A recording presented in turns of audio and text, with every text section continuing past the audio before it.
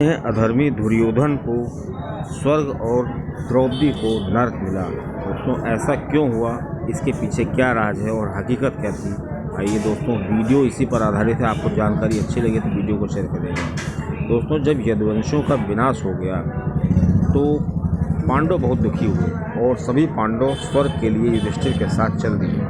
आगे आगे युधिष्ठिर थे, पीछे उनके भाई सब स्वर्ग की तरफ जा रहे थे, लेकिन सबसे पहले द्रौपदी धड़ाम से गिर गई। ऐसे में भीम कहते हैं कि देखो द्रौपदी गिर गई हैं, तो ये हमारी पत्नी है, हमें इनकी चिंता करनी चाहिए। युधिष्ठिर ने कहा किसी की चिंता करने की ज़रूरत नहीं, जिसके जैसे कर्म थे वो उसी हिसाब से चलेगा। हम लोग को बहुत दूर चलना है, साथ साथ चलते हैं। इसी तरह द्रौपदी को छोड़कर सब चले गए। थोड़ी दूर चलते हैं तो इसी तरह सहदेव, नकुल, अर्जुन, भीम ये सब एक एक करके गिरते जाते हैं और आखिर में केवल युधिष्ठिर बचते हैं और वो स्वर्ग की तरफ जाते हैं। युधिष्ठिर के साथ एक कुत्ता भी होता है और जब युधिष्ठिर वहाँ पहुँचते हैं बताया जाता है युधिष्ठिर के साथ जो कुत्ता था वो धर्मराज का स्वरूप था। अब युधिष्ठिर जब स्वर्ग की तरफ जाते हैं, लेकिन वो वहाँ पे यमराज से कहते हैं कि मुझे मेरे भाइयों के पास और द्रौपदी के पास ले चलो।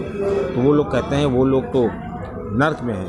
तो युधिष्ठिर जी कहते हैं ठीक है, हमें नर्क में ले चलो। अब युधिष्ठिर जब नर्क में जाते हैं तो वहाँ देखते हैं कि लोहे की चोंच वाले कौवे और गिद्ध हैं और वहाँ पे लोगों को बहुत तरह तरह की यातनाएं दी जा रही हैं, बहुत गंदी बदबू आ रही है। युधिष्ठिर थोड़ा आगे चलते हैं लेकिन उनका दिल दहल जाता है, इसलिए वो फिर कहते हैं हमें स्वर्ग की तरफ ले चलो। इतने में थोड़ा जैसे ही युधिष्ठिर बढ़ते हैं तो उनको चीख पुकार सुनाई देती है अपने भाइयों की, द्रौपदी, अर्जुन, भीम, नकुल, सहदेव, इन सब की चीखें सुनाई देती हैं। जब इनकी चीखें सुनते हैं तो युधिष्ठिर कहते हैं मुझे यहीं पे रोक दो, मैं यहीं रुकूंगा। ऐसे में किसी ने इंद्र भगवान से, देवदूतों ने बता दिया कि युधिष्ठिर जो है नर्क में है।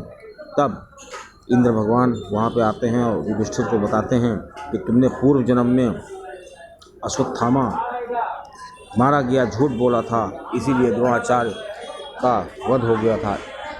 चूँकि तुमने छल से ये बोला था, इसीलिए छल से तुमको यहाँ बुलाया गया है और तुम्हारे सारे भाई और द्रौपदी ये सब स्वर्ग गए हुए हैं। अब दोस्तों जो युधिष्ठिर थे उनके साथ जो इनके पांचों भाई थे, चारों भाई, इनको क्यों नर्क मिला था उसका ये कारण है कि द्रौपदी जो थी सबसे ज़्यादा अर्जुन को प्रेम करती थी और इसी वजह से उनको नर्क मिला, क्योंकि सबके साथ समान व्यवहार नहीं करती थी।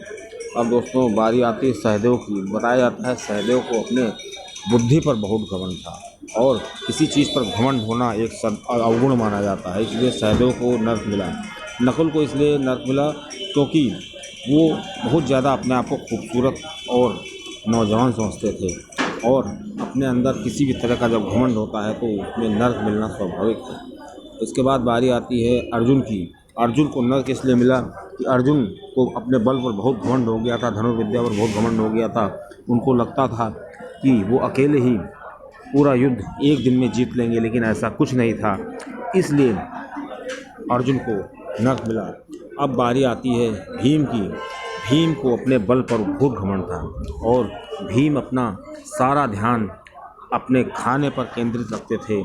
खाना जब ज़्यादा हो जाता था फिर भी वो उस चीज़ को खाते रहते थे। और दोस्तों जब किसी चीज़ पर ज़्यादा घमंड हो जाता है तो उसमें नर्क मिलना स्वाभाविक हो जाता है। इस प्रकार जो चारों पांचों भाई थे, चारों भाई, इनको नर्क मिला। अब दोस्तों बात की जाए तो युधिष्ठिर की, तो युधिष्ठिर को भी नर्क इसलिए मिला। अब दुर्योधन को स्वर्ग क्यों मिला, ये प्रश्न उठता है।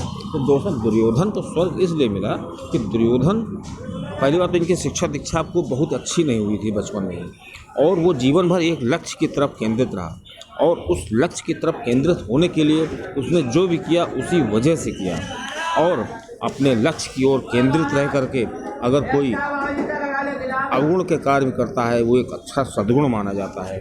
इसलिए दुर्योधन को स्वर्ग मिला, क्योंकि दुर्योधन ने कर्ण को सहारा भी दिया था और जीवन भर अपने लक्ष्य की तरफ अग्रसित रहा और कभी भी किसी चीज़ पर घमंड नहीं किया। बस उसका एक ही उद्देश्य था कि पांडवों को कोई भी राज्य न मिले और हस्तिनापुर की गद्दी हमको मिले। और इसी अधर्म को, इसी लक्ष्य को प्राप्त करने के लिए उसने अपना पूरा जीवन लगा दिया और इसके लिए उसको कई तरह के कुमार्गों पर गुजरना पड़ा, क्योंकि उसके बचपन की शिक्षा दीक्षा इतनी अच्छी नहीं थी कि वो विवेक के साथ कार्य कर सके, क्योंकि उसको उस चीज़ का ज्ञान नहीं था कि सही क्या है और गलत क्या है। इसलिए यही माना जा सकता है कि उसका जो लक्ष्य था वही सबसे बड़ा सद्गुण था।